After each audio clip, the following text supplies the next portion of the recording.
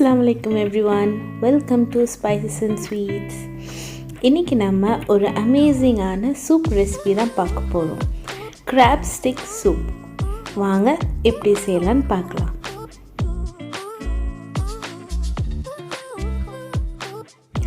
First ஒரு panல ஒரு 2.5 cup water எடுத்துக்கோங்க.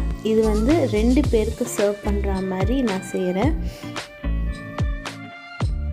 இப்போ இந்த தண்ணி நல்லா பாயில் ஆகி வரட்டும்.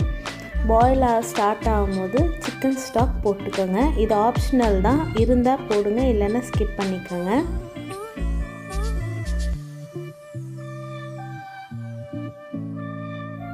இப்போது இதில் ஒரு 1/3 டீஸ்பூன் ஆஃப் ஜிஞ்சர் பவுடர் போட்டுக்கோங்க.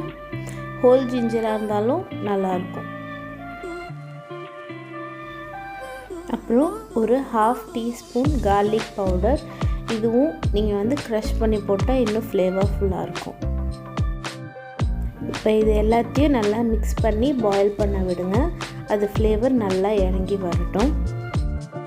பாயில் ஆனதும் இதில் ஒரு 1/2 கப் கார்ன் சேர்த்து நல்லா பாயில் பண்ண விடுங்க. நல்லா மிக்ஸ் பண்ணி பாயில் பண்ண விடுங்க.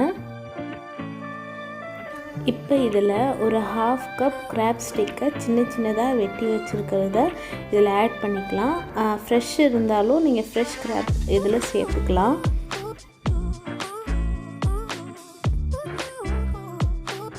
இதில் சால்ட் தேவையான அளவும், பெப்பர் உங்களுக்கு ஸ்பைஸுக்கு தகுந்த மாதிரி சேர்த்துக்கோங்க. இப்போ ஒரு பவுல் எடுத்துக்கோங்க. அதில் ஒரு முட்டை உடைச்சி அதில் ஆட் பண்ணிக்கோங்க. அதை நல்லா பீட் பண்ணி நல்லா மிக்ஸ் பண்ணிக்கோங்க.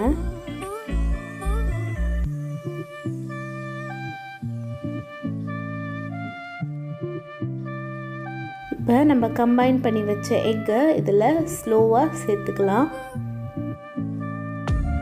இதில் வந்து ஸ்லர்ரி ஆட் பண்ணியிருக்கேன். அது செய்கிறதுக்கு 1 டேபிள் ஸ்பூன் கார்ன் ஸ்டார்ச்சும் 2 டேபிள் ஸ்பூன் வாட்டரும் ஆட் பண்ணி சேர்த்துருக்கேன்.